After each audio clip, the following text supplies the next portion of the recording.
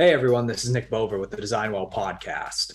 When we talk about buildings, we're usually talking about what goes on inside of them, but the exterior can be just as important as well. I'm not talking about building envelopes or any of that stuff. I mean landscaping.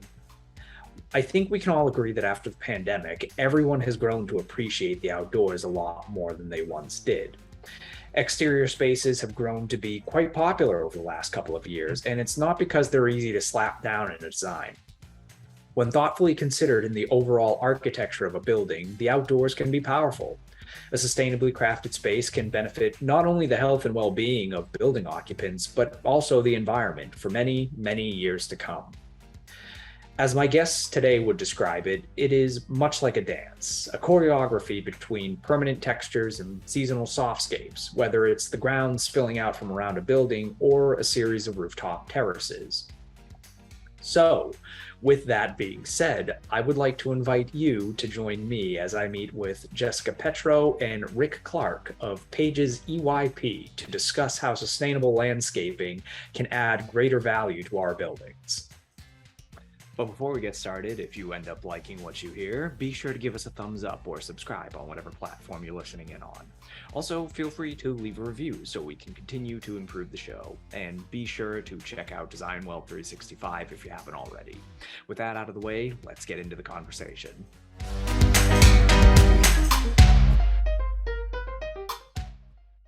Richard, Jessica, thank you for joining me today. I figure before we get started with our questions, I'll let the two of you introduce yourselves. So we'll start with Richard. Thank you, Nicholas. It's great to be here. I'm Richard Clarke. I'm the design director at UIP, very involved with design and projects and working on quality across the firm. Hi, and my name's Jessica Petro. I'm a landscape architect with EYP. We have 11 offices nationwide, supporting the growth of the landscape architecture discipline within the firm. Wow, I didn't realize you had that. You guys had that many offices. I guess I forgot to ask. Before we get into it, are you guys are centrally based out of, or you guys work within the American market, right? Or do you do any international work as well? Heavily American, but very international too, especially in our government work where we do embassies all around the world. I think we have worked on over 100 embassies across the globe. Wow, that's very impressive. So I guess to get started with what we're here to talk about today, what initially prompted EYP to branch off into their own landscaping practice? It's a great story, really, because it touches at the heart of EYP. I think Jessica hinted at it with 11 offices. We're very, very collaborative, and we're very integrated. We have a broad range of integrated design services and engineering. So our conversations are very focused on not only design quality, but also sustainability.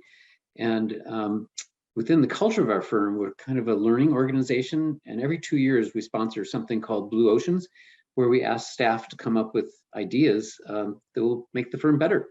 And we had a fantastic recommendation from a staff member who put together a program for sustainable landscape because it was a piece of our practice that was missing. And it took about a year to put the plan together and to interview, and Jessica is the direct result of that process. And we're so happy to have her join us because it adds a missing piece of the conversation to actually have a living, breathing, practicing landscape architect with us with very strong set of ideas and amazing skill sets to join our conversation about integrated and sustainable design, whether it's building landscape or building systems.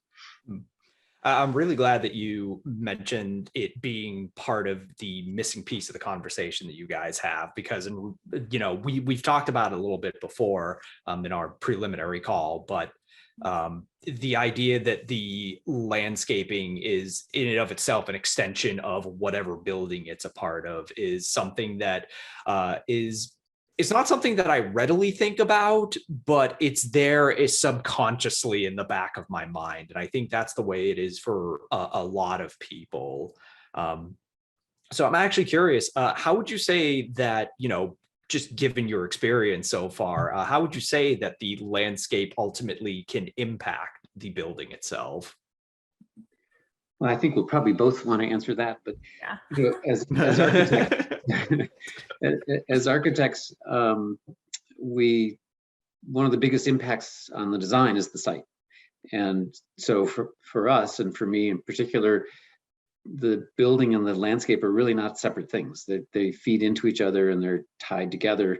And in fact, in many times, the building is responding very strongly to the landscape and the extended landscape, the environment and the community that it sits in. So I think we like to think about it holistically, as just as much as we think about the mission of our clients and the program that will also obviously help shape the building as well.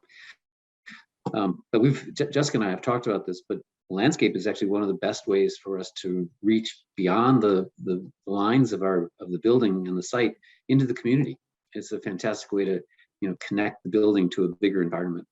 Yeah, I love that you say that, because I always think about, property lines are arbitrary for nature, right? They don't know where like the so Yeah. this idea of like continuing that connection with every opportunity we can to the larger community and just the larger natural community, and we're trying to be a benefit to that system. So I get very excited about what we're doing here with having these early conversations, because I think about the landscape a lot, about if there's a physical visual connection, but then there's this emotional connection. So it really can set the tone for a space, gives context, using local materials or native plantings. And like Rick had said, it actually like grounds the building. And it's one of the first things you experience when you come to a site, is that foreground of landscape that frames the building. So we're very excited to have this Actually, I have to quote you too. The first time we met Jessica was at her interview, and she said something I've never heard anybody say before is, before we get there to design a building, the landscape is doing fine on its own. Yeah. So it's happy, it's thriving, it's kind of not expecting anything, right? So I really do feel like, as best I can, to be that voice for nature, right? And be a steward of the land. And then it's a challenge for us to with a building, can we actually make it better? Can we make the landscape and the building be harmonious? Mm-hmm. I do really like that approach, because that's kind of, for me personally, that's one of the things that I always like to see in just design in general, this kind of like wedding of the natural and the artificial in a way. And I do really like that quote that the landscape was doing just fine before we showed up. That actually kind of leads into one of the other questions that I had was, and I think Jessica, you might be well suited to talk about this, but I was curious about some of the ways in which you guys utilize the landscaping to help restore biodiversity to an area in a different way, because I think there's one element of it can be maintaining, but then the other element to it can also be restorative in a way. Oh, absolutely. It's always a great opportunity for us, if it's like an infill or a building in an area that we know will have to be like demolished or something like that, that we have a new build, that we can look for the opportunities to say what was there before and how can we restore it. So we're always looking at ways of tying back to that larger context and biodiversity, but we're also thinking about the landscape not just as an aesthetic element to a building, but a functioning element that needs to be aided or helped. And, so stormwater management, or thinking about the soil structure, all these kind of things are the layering that we pull into it. One of the things that used to be done a lot before was monocultures of plants. So a lot of the same plants over and over. And while that could be an amazing, beautiful aspect of an alley of trees, we're knowing that diversity is so important, and not focusing on monoculture. So really just finding every opportunity to keep continually improving and working with nature and not against it is really important to us. I have to imagine that has to boil down to a conversation between your team and the like the facility managers or the facility owners or whoever is going to be in charge of maintaining the grounds after you guys leave the project. Is that true? Yeah, definitely. There's always that conversation about how maintenance or management plans at the site is going to work best for the client. You know, what kind of resources do they have? And then it's the level of care that we really need to be thinking about. That's why native plants and thinking about your local context and working with that environment is so key. Using native plants once they're established need minimal to no irrigation. That's great from resource management, right? Are there Yeah. areas of a campus that can have less maintenance? Maybe it's like a grassland meadow or something like that they only have to mow a couple times during a season. We really work with our clients to understand what's going to work best for them, as well as, you know, healing back nature as well.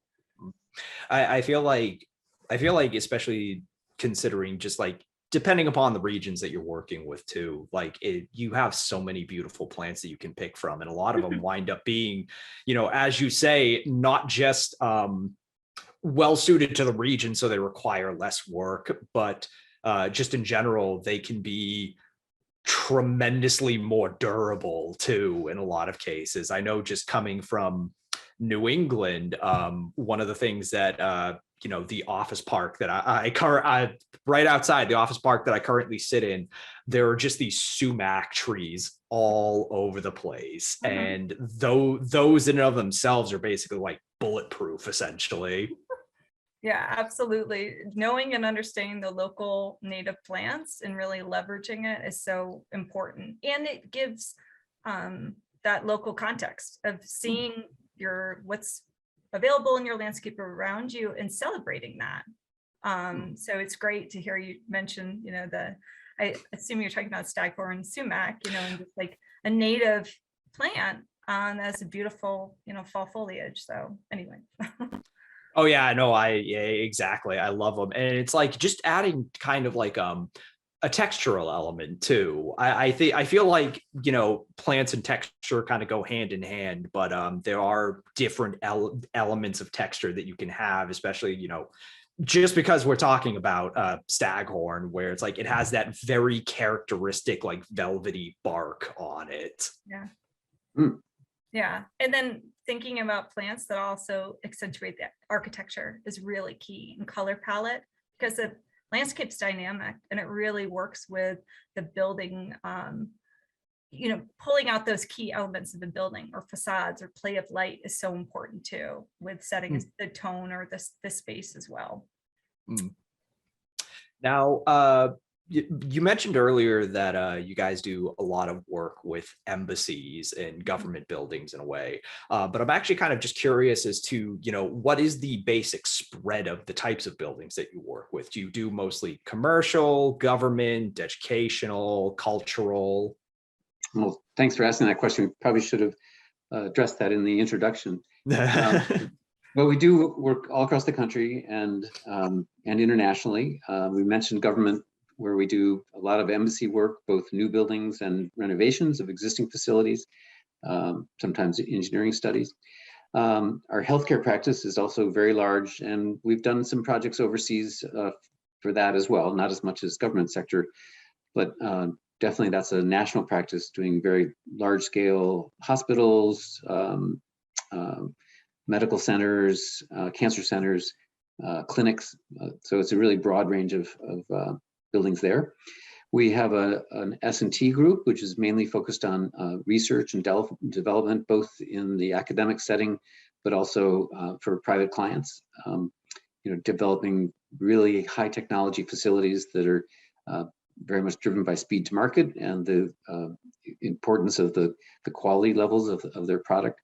And then our higher education group is also totally national, working on, I think we've worked on over 300 campuses across the country, buildings for teaching, learning, also student life. So we do some, you know, dormitories and student centers, again, new construction as well as renovations of existing buildings. So it's a really thriving, diverse practice. On occasion, we also do civic buildings that are sometimes related to the government work and sometimes related to relationships and a very strong sense of place. So landscape becomes a big part of that dialogue. And occasionally commercial buildings, which are, we do usually through relationships that we have with clients who want to extend our relationship. Okay. Now, this is probably going to be a very difficult question to answer, but what is an example of a project that you guys have done that you think really captures this idea of a holistic, sustainable landscape? You know, there are many projects do that, but there's one I like in particular. Actually, two examples. I'll give you one internationally and one in the United States.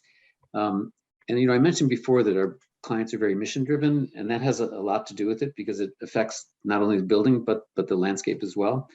So we just have under construction. We've totally completed, you know, documents and drawings for the new consulate in Erbil for the U.S. government to extend their diplomatic relationships in the region. And it's a hot, dry climate, but it also has seasons. It can snow. And we designed a building that needs to serve the life of people there who go to literally work and live on the same compound for 2 or 3 years at a time. So in a way, we have to create a very diverse environment. And one of the ways we did that on the compound, which is it's 19 buildings, is using landscape. So we drew from the region. We created on a 50-acre site. We created a wadi that is basically a dry riverbed, and it culminates in a wetlands in a pond. And sometimes of the year it's verdant and lush and filled with water, and the pond fills up. And other time of year when it's dry, which is quite frequent, it maintains a kind of rocky wadi quality, and we have bridges that go across it. So we use the landscape as a circulation device, and then that feeds into the architecture, which includes a series of indoor and outdoor workspaces. Some you can actually take your laptop in and go work. Others are outdoor dining or working spaces adjacent to the indoor dining facilities, and others are like a community lawn or small gardens attached to the residences, because it's literally a small town. So what I like about that landscape is it ranges from the very formal and representational at the main entry to the consulate, and then you flow through into a courtyard that's partially covered for sun protection because it gets very hot and dry, and then it flows out into this landscape with natural plantings that can take both the dry weather and the wet weather. So what I like about that is it's really serving the people. We're designing for people, and we're designing places to provide diversity so that they can have a successful life. So that's like a whole city. In the United States, in Missouri, we designed a mental health facility, which is the largest in the state. It's a 300-bed mental health facility, which is a growing need all across the country. And that also is a 50-acre site. Interesting that they have the same size. And that one was about connecting to the community, making a facility that usually has a kind of difficult connotation and destigmatizing it, creating a landscape that welcomes the community in. In fact, we put in pathways and walkways and gardens so that people could walk their dogs and take strolls or go running around the perimeter. Whereas on inside, we extended the landscape in and created a series of 4 courtyards that serve the benefit of the patients. So we have healing landscapes that are a big part of that restoration process. And then we have welcoming landscapes for the community. So it really makes that connection to the community. Our central oval is a drop-off area to receive people, but it also serves as a park for the community. Twice a year, they bring food trucks in and welcome the community in and have like a festival of ethnic foods. And that's all complemented by the landscape, which again uses local plantings that need low maintenance. And it's also highly performative because it filters water and takes it into the bioswale systems and stores it on site. So landscape is a very interesting combination of performance, function, beauty, and a little bit of I like that conversation you had about time, because it also changes over time with the season. So it's a wonderful aspect to work hand in hand with the architecture. It's like developing its own, it's like even with the mental health aspect, it's like developing its own city in a way, although it's not quite the traditional setup of a city that you might imagine. I would probably be better calling it like its own sort of microcosm where you have like Yeah, that's right. little areas. Yeah, it's Fulton State Hospital. It's spread out. It's all on one level, so it creates a very strong sense of community for the people inside. Jessica, do you have any opinions on the favorite project that you've worked on so far? Probably can't pick a favorite. I know it's always hard. And to be honest with you, with each team working on, different sectors, it's just been a really great process. I think what's great about our diversity of our portfolio is we do have these 4 main sectors that each has their individual needs, or maybe some more things that we kind of focus on with certain aspects of landscape. But at the same time, there's a lot of principles that we keep leveraging and using. So I think it's just that I won't pick a favorite project, but I'm excited to talk about like the process and the way we explore things. It makes me very excited about the culture here. And just the early conversations and integration of landscape, as well as like we have a whole component of our firm called Green Lab, where they just look at, the sustainability and, efficiencies of building. And now like, how does Green Lab interface with landscape and thinking about the, time value of landscape over time? You plant trees and in 15 years, those trees might shape parts of the building, will help with the buildings, aging a building, or maybe their systems of the building. So I'll say my favorite is just culture. I won't pick a project. No, I totally understand that. I would consider myself a complete nerd when it comes to just like the different processes that go into making these buildings. Yeah. They're just, you talking about the greenery kind of shaping the building reminded me of this news story that I saw recently. I think it was a residential tower that just opened up out in China that has the entire front facade of it is just filled with all of these like green walls that they planted all of this stuff into, and it's relatively bare now, just because these are all like saplings and new plants that are being put into it, but they're being selected based on the fact that they're going to grow to these massive sizes over time, so that it's eventually going to fill up all of the cavities that are in the building right now with all of this lush greenery. That's great. That sounds fantastic. Jessica brings like some fresh way of thinking for us too, and not only in terms of how we look at a site, but how we might even position our building. If we were just planning it, an architect might look at it one way, but she looks at it from the landscape forward or topography forward, and that's really interesting because sometimes it's very different than the way we might look at it, thinking about other points of view. So it's been this interesting meshing of those different points of view that makes these solutions stronger. Mm-hmm. So I guess one of the other questions I had, kind of going back to that idea of approach, is have you guys had much of an opportunity to experiment with certain techniques or approaches since starting this landscaping practice, where you're kind of using these novel techniques in order to sort of inform your own practice? Well, I guess I could talk to it from my perspective of where I've been in my career, and the change in what we're doing with EYP. EYP's always worked with amazing consultants and will continue to do so.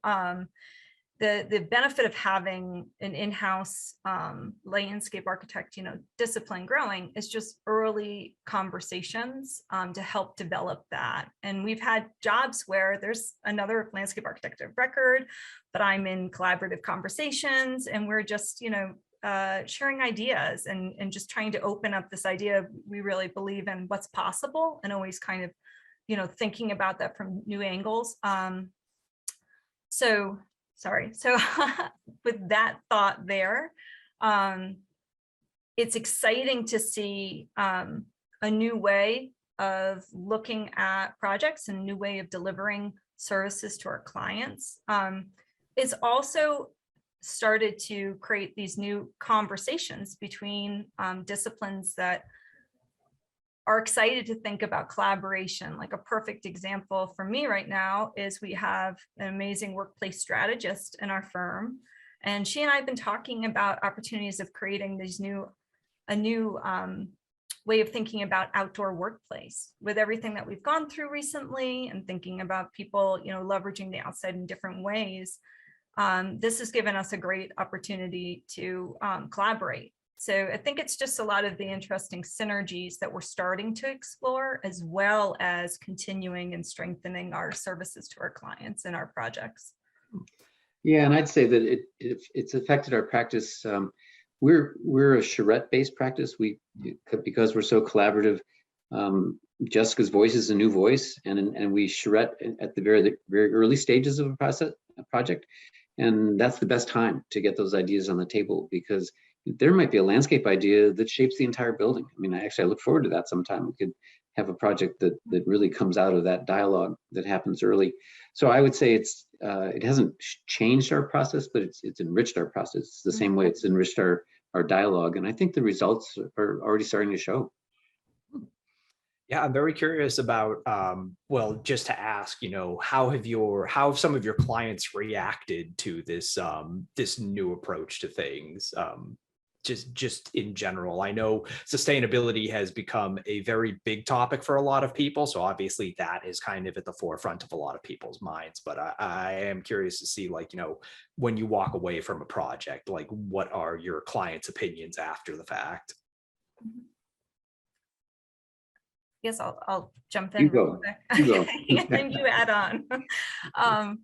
One thing that I think is really great is just the response of having these early conversations of landscape, even if we're at a programming component for a new building, already thinking about how does this connect to the landscape. Our clients are really wonderful because they not only think of maybe if it was healthcare patient and visitor, but they're really thinking about the wellness of their staff and what opportunities are we giving them to connect to nature, respite, having their breaks. So it's just been wonderful because our clients really want that, and they're thinking in those ways as well. When I think also about sustainability, it's such a great time because we do have a great platform and a great way to add value now, talking about sustainability and landscapes, and our clients are really interested in that as well. I'm a sites AP, so I'm really excited to say that. It's like the lead equivalent, but in the sites, in the landscape, it's like the landscape respond to lead. So we have a rating system. They go hand in hand. But I'm excited to start leveraging that with our clients as well, because it's a great program, and it starts very early on with programming and integration of teams and talking about what are the best ways that we can be sustainable through this whole process into construction as well as management. So overall, it's been a great response. I'm just excited about it. Yeah, I've noticed that clients come to us when we have our kickoff meetings, and they're thinking about their program and how to satisfy their staff needs and their budget and the schedule. And then they hear Jessica talk, and it's like, oh, I hadn't really thought about the landscape. So for them, it's been like, oh, this is a whole added dimension that they aren't thinking about initially, but because we like to do that in the early stages, they end up walking away with some new thoughts in their head about how the whole environment can help shape the building as well, including landscape. And they can't get enough of Jessica, so that they want more of her.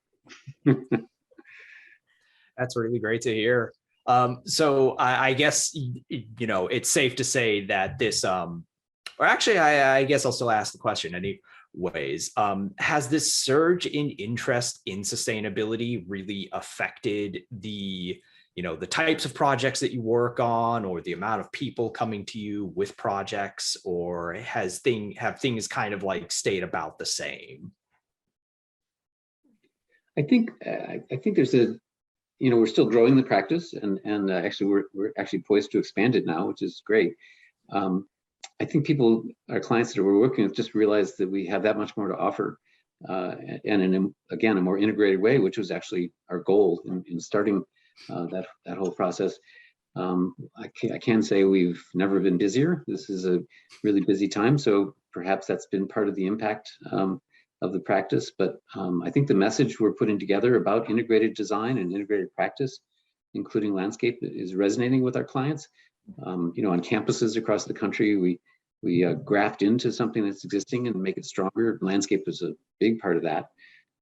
Like at Grinnell College in also in Iowa, you're right in the middle of the prairie, and they started thinking about it as a negative thing, oh, we're stuck out in the prairie. But we started saying, oh, there's an amazing ecosystem here, and we actually pulled that into the project. And it was very successful because it helped us shape campus spaces that didn't exist before. And actually, you should look it up on the website. It's a beautiful project, and very nicely crafted landscape spaces that provide places for students to gather and relax, and both indoors and outdoors. So big part of the landscape, welcoming the prairie in. Yeah, I love that you say that, because I get really excited about the perception of space and celebrating local context. So to hear you talk about the prairie and to kind of change that mindset, or let's enhance that, is really exciting. Because I love our projects that are our government sector with the National Park Service, that those are amazing spaces that are doing just that. We're preserving, conserving, as well as drawing that mindset of what beauty is in a natural environment. And so I always look to do that with our projects as much as I can at Power of Place. I think that's probably one of my favorite aspects when it comes to just looking at buildings, the buildings that really take that context of the environment that they're in. And I mean, like all aspects of the environment, obviously the natural environment plays a big role in it a lot of the times, but taking in the nature, the culture, the history, like all of that. And, oftentimes the culture and the history play out through the landscape of the region itself. So that can also heavily factor into it, but it's, yeah, for sure. Yeah. I'm trying to think, I had the word, the retranslation of these spaces is always really good, where you're taking something that already exists, like you said, and you're just kind of converting it into this built man-made environment as opposed to like a natural environment. Yeah, I have a really good example for that one. I think you'll like this. It happens to be another government project. We're working on the new embassy in Hanoi, which is establishing diplomatic relationships between the United States and Vietnam for the first time since the war, which is fantastic. But one of our principles was to unite an urban site with the region. So we went to the site, we explored, and we realized that an interesting, ironic thing, that our site 10 years ago was a rice paddy. But we also, when you explore the landscape around it, it's a big part of the mental makeup of the people, that a lot of people from the urban centers leave the town to go work in harvesting rice in the harvest season. So it becomes a big part of the culture as well. So we actually used the rice paddy motif to terrace up our landscaping to make a highly performative, resilient environment. We couldn't afford the building to ever be caught in a flood, and Hanoi floods all the time. So we actually used the regional impact of the rice paddies as a way to form our landscape in an urban center. So it was a really interesting transposition of something natural to the environment, combined with other cultural aspects as well, such as the karst limestone formations and how that becomes the base of the building, and then rising up above a tree canopy. So very much tying into what's there, and also expanding the reach from a local region to a larger scale environment. That's really great that you brought up resiliency too, because that was something that I personally had neglected to think of when, coming up with all these different questions to ask you today. But it's something that's still very important within the talk about sustainability, because I think now a lot of people are kind of coming around to the idea that, amidst all of the efforts for sustainability, there's still a level of resiliency that we have to prepare for in our buildings, especially given the regions. Different regions have their own different things, but I think everybody's kind of also coming to this conclusion that, some of the more negative effects of climate change are kind of unavoidable at this point. And so adding in that brand of resiliency is really impactful in a lot of ways. And since you bring it up in the context of, the landscape, I think that also has a big role to play in the resiliency of a lot of these buildings. Yeah, it may start with the landscape. And the landscape can provide a lot of solutions. So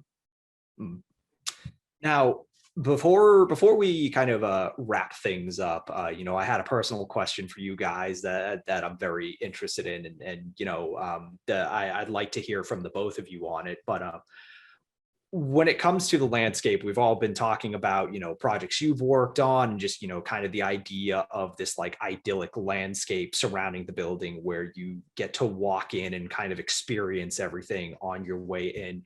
Can you think of a building where your enjoyment of being on site for that building was impacted by the landscaping surrounding it? Definitely. It's funny, it took me a little bit of time to think about this, and I actually really appreciate the question, because I enjoyed thinking and what would I say? Now, in general, being a landscape architect, it's always the landscapes for me, right? So I have a million photos of every park I went to, and just anything. So I'm really drawn into that. Like the nature to me is just so amazing. It doesn't have a forced view. All aspects are unique. So you can really draw into your own beauty of what you find beautiful in nature. So I was trying to think back, and my answer that I really liked, it's not one of our projects, but I have to say it, because it's ones I love. It's called the Clarke Institute. It's in Williamstown, Massachusetts. Oh, I've been meaning to actually go out there at some point, because I'm out in I used to actually live out in that region. So beautiful. Oh God, now you just make me want to go all the more now. And yeah. What I love about it is you enter in, and you enter obviously to the front parking lot. Well, as I'm walking through the front parking lot, I'm like, wow, this is a really cool parking lot. And look at the sustainability measures that they do, and that's amazing. And so you already are starting to kind of set the tone, and then you're received into the building. And as you move through the building, it just is so beautifully done and tied back to the land around it. And so you experience that part of being in the building, as well as obviously seeing the pieces that the museum has. But then also there's an area where you can go out to the surrounding grounds, and you walk through this path that still has like grazing cattle, and it's just really, it was a cool immersive experience for me. And I liked how there was different aspects of nature that they pulled in, and it was just cited really well. So I think that's one of my favorites, if I have to say a building that I've experienced on a personal level. Yeah, that's pretty interesting.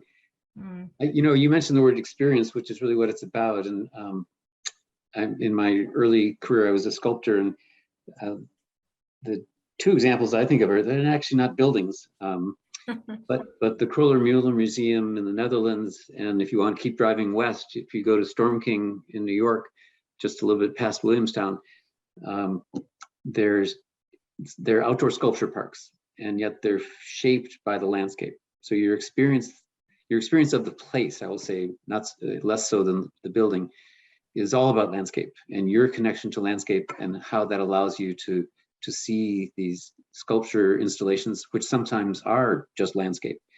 And it's a beautiful feeling. On a smaller scale, I've always loved, it's a quiet little experience, but Lucan's Kimball Museum in Fort Worth has an entry courtyard that takes your breath away because it's framed by the architecture. It's very quiet, and you take a step into it and you step onto gravel, so you hear the sound of your feet on the gravel, and then you're in a very small grove of trees, which alerts your senses that you're coming into a new place. And then you pass through the threshold and through the glazing, and you're in a totally new environment. But the landscape is what sets you up for that change of experience. So I've always thought that was a wonderful example, not flamboyant, but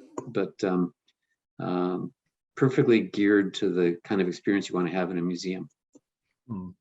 Yeah, those sound both really incredible. I was going to say one of my personal favorites has always been, I feel like it's cheating a little bit because it's a botanical garden, so landscaping kind of sits at the core of it. But there's this botanical garden called Tower Hill out in Boylston, Massachusetts. But the thing that really strikes me about it is, it's funny that you mentioned the gravel part of it, because they do that same element where it's kind of spread across all of these different areas. And so you have areas where there are dirt paths, gravel paths, even paths with like stonework laid across it, and it all correlates to different environments that you're stepping into. And it just from the moment you walk in, you kind of have the the very well sculpted approach where you have all of these different, plants and trees being organized out front. You have these gazebos made from like a lot of the local materials, and then even just playing with the local landscape. It's set upon this like really interesting kind of confluence of different biomes almost, where you have a wetlands area. It touches upon like these rolling plains along a hill, and then it even branches off into this coniferous forest at one point. And all throughout these different environments, the pathways are constantly changing. The type of plants that they have on display are constantly changing. And it is kind of this like very interesting experience that, even though it's a very carefully curated experience, it still feels like it's part of the natural environment in the way that it's presented. Yeah. It sounds beautiful. It's like understated, but using this common element that threads through, which is really nice. Yeah, I personally like it a lot. I don't get a chance to go out to many botanical gardens, but it is one that has like stuck with me as being, my most pleasant experience. I have to make a trip to Boylston. I was thinking the same thing. I've been there and I want to go. It's a very nice area. I personally love the Metro West area of Massachusetts, just because it's got that nice connection. It's got that nice interplay between urban and natural environments that I'm kind of like always looking for. Great. Part of the reason why I love the Berkshires so much, but that's a story for another day. So before we go, one last question, and this is only if you guys are willing to share with this information, but I was also curious, are there any new and exciting projects that you guys are currently working on that you're willing to talk about? Well, we're always working on something new. Probably the one I was most excited about was that Hanoi example I just gave you, because I think it's pretty compelling what we're doing with the landscape. We're also taking it into the interior, making an interior courtyard that sort of inverts that and creates a quiet setting. Jessica, how about you? I'm trying to think a little bit. I'm thinking one that we both worked on was Central State. Oh yeah. That's a good one to talk about. And that was another collaboration with, an established team and a landscape architect of record, but there was an opportunity for looking at an interior space, so drawing the landscape in. So I was really excited about that opportunity, that collaboration, and what that did for furthering the idea of blurring the interior and the exterior experience. Yeah, that's a nice project, Central State, which is another behavioral health project.